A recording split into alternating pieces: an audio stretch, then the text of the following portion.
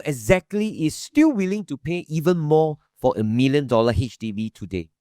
Because recently a 5-room HDB flat in Clementi crossed 1.58 million. And honestly, I don't think the scary part is the price anymore. The scarier question is, if someone buys at 1.58 million today, who is the next buyer willing to pay even more later on? And the more I thought about this transaction, the more I realized this is no longer just about whether HDBs are expensive. It's really about how much room for growth is realistically left once prices already enter this range. And after thinking deeper about this case, I realized there are 3 key things that shape how I personally look at these kinds of transactions. Hi guys, I'm Gainer and I help you understand why some properties grow while others struggle, so that you know what signs to look out for before your next move. The first is buyers' affordability and choice. Now let's use this 1.58 million transaction as an example. And assuming the buyer is around 40 years old and takes a 75% loan, the loan amount would be around 1.18 million. And to comfortably afford this, the household income would need likely to be somewhere around $20,000 a month. And if a household earns around this level, technically they may already have the ability to consider private property as well, which tells me something interesting. The decision may not simply be about affordability anymore. It may come down more to preference and lifestyle choice instead. For example, the location, the convenience, the size, the familiarity, and maybe what this flat offers is something the buyer genuinely values more at this stage of life. And honestly, from an own stay perspective, I can understand that.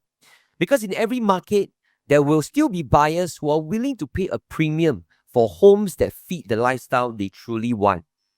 But I think the bigger question is this: at what point will the next group of buyers no longer feel comfortable continue to chase the next record-breaking price? And this is where the second point becomes much more important: whether there's still enough room for future growth.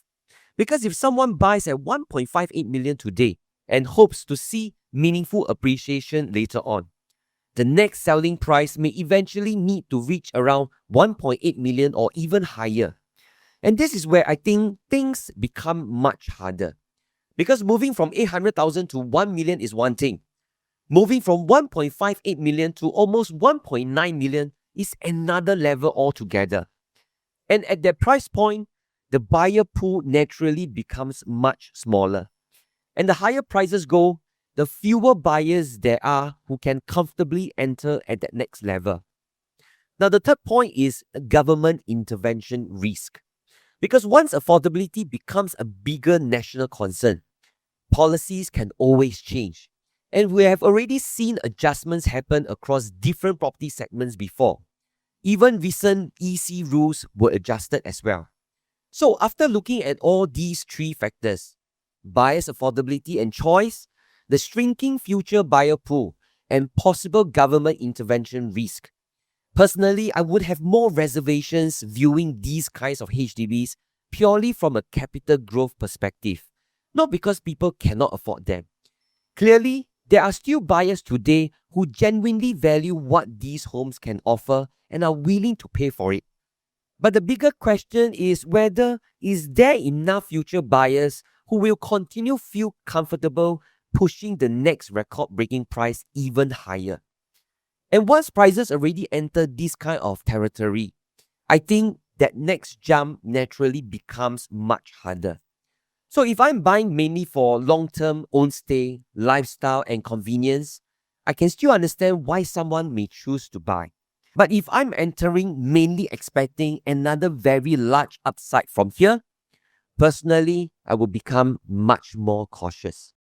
And once again, Gainer here, and if you have benefited from the video, consider subscribing to this channel, because my goal is to help you avoid property mistakes before you commit. See you in the next video.